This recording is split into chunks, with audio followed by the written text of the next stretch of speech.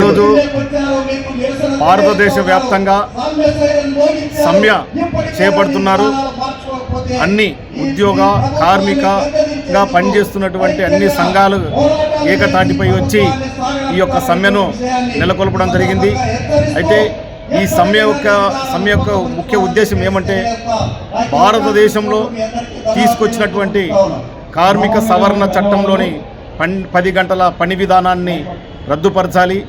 తర్వాత జాతీయ ఉపాధి హామీ పథకంలో పేరు మార్చినటువంటి ఏదైతే అప్పుడు మహాత్మా గాంధీ జాతీయ ఉపాధి హామీ పథకం అని చెప్పేసి పేరున్నదాన్ని రామ్జీ అని చెప్పేసి పేరు మార్చడం జరిగింది. అదేవిధంగా మరికొన్నటువంటి కార్మికులను అణిసివేసే విధానమైనటువంటి చట్టాలను రద్దుపరచాలని చెప్పేసి ఈరోజు దేశవ్యాప్తంగా సమ్మె చేయడం జరుగుతుంది. అయితే ఏమాత్రం అవగాహన లేని కాలంలోనే, ఏమాత్రం చదువు లేని కాలంలోనే, ఆ కాలంలోనే మా శ్రమ దోపిడిని పెత్తందారులు దోచుకుంటున్నారని చెప్పేసి ప్రపంచవ్యాప్తంగా కార్మిక ఉద్యమం చేసి మే 1వ తారీఖు నాడు కార్మిక చట్టాన్ని తీసుకొచ్చి కార్మిక స్వతంత్రాన్ని ఏర్పాటు చేయడం జరిగింది. అయితే ఇప్పుడు స్మార్ట్ ప్రపంచం, అన్నీ స్మార్ట్ అంటే ఎంత పెద్ద పనునైనా సింపుల్గా చేయాలన్నది ఈ యుగం.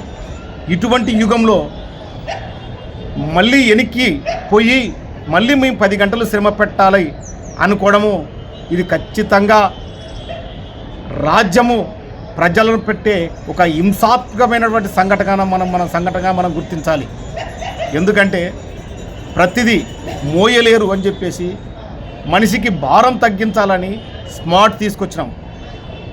మనము నిత్యం ఒక 50-60 కేజీల బరువు ఉన్నటువంటి మనిషే 50 గ్రాములు లేదంటే 50 గ్రాముల మొబైల్ ఫోన్ మొయ్యడం కూడా కష్టం అని చెప్పేసి తేలికగా దాన్ని తయారు చేస్తున్నాడు. అంత తేలికగా మనిషి తయారైపోతున్నాడు. ఆహార నియమాల్లో కూడా చాలా మార్పులు వచ్చాయి. బాడీ ఫిట్నెస్ తగ్గింది. ప్రపంచంలో పర్యావరణం దెబ్బతినింది. కాబట్టి మనిషికి విశ్రాంతి అవసరము. విశ్రాంతి తీసుకుంటే కానీ ఎక్కువ కాలం మనగడ కొనసాగించలేడు అని ఇటువంటి తరుణంలో మనిషికి ఎక్కువగా పని పెడదాము, ఈ మనుషులను చంపేద్దాము, శవాలతోని ఓట్లేయించుకొని రాజ్యాన్ని ఏలుకుంటాము అనుకునే ఆలోచన ధోరణితో ప్రభుత్వాలు పోవడము ఇది నిజంగా మీరు శ్మశానానికి కాటికి కావిలు ఉండాల్సిందే తప్ప ప్రజలకు కావిలి కాదని చెప్పేసి నేను చెప్తున్నాను. మీరు కాటి కాపరులుగా ఉంటారా లేకపోతే ప్రజాపాలకులుగా ఉంటారా? నిర్ణయం మీరు తెలుసుకోండి. ఇప్పుడన్నా సరే, ఈరోజు మీరు అధికారంలో ఉంటారు, రేపు ఇంకొకరు అధికారంలో ఉంటారు. నీకు ఓటేసిన వాడు ఎన్ని సంఘాల్లో కార్మికుల్లో ఉండరు, ఎన్ని పారిశ్రామిక సంస్థల్లో కార్మికులుగా ఉండడు. రేపు నాడు వాడు ఓటు వేయొద్దా? వాని ఓటు వల్ల నువ్వు మళ్ళీ అధికారాన్ని పొందొద్దా? కాబట్టి పెద్దలు ఏదైతే కేంద్ర గవర్నమెంటు రాష్ట్ర ప్రభుత్వానికి బడ్జెట్లో అంటే ఉపాధి హామీ బడ్జెట్ని రాష్ట్ర ప్రభుత్వమే 60% నిధులు ఖర్చు పెట్టాలని ఏదైతే చెప్పిందో ఇది నిజంగా పనికి ఆహార పదం. మన పల్లెల్లో కరువు పని అంటారు. దీనికి తూట్లు పొడిచి భవిష్యత్తులో నిర్మూలించడం కోసమే అని చెప్పేసి నేను చెప్తున్నాను.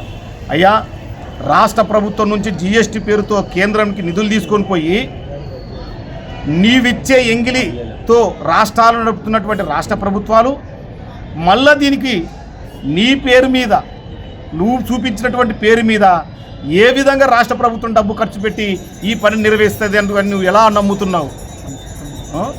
కాబట్టి ఖచ్చితంగా రాష్ట్ర ప్రభుత్వాలు కానీ కేంద్ర ప్రభుత్వాలు కానీ ఈనాడు రాష్ట్రంలో ఉన్న కూటమి ప్రభుత్వం కానీ గుర్తుపెట్టుకొని కార్మిక చట్టాన్ని, ఉపాధి హామీలో పనిలో సవరణ చట్టాన్ని చెయ్యాలని చెప్పేసి సవినయంగా కోరుతున్నాము. నా పేరు డేవిడ్, ప్రజా పరిరక్షణ సమితి నాయకుడు.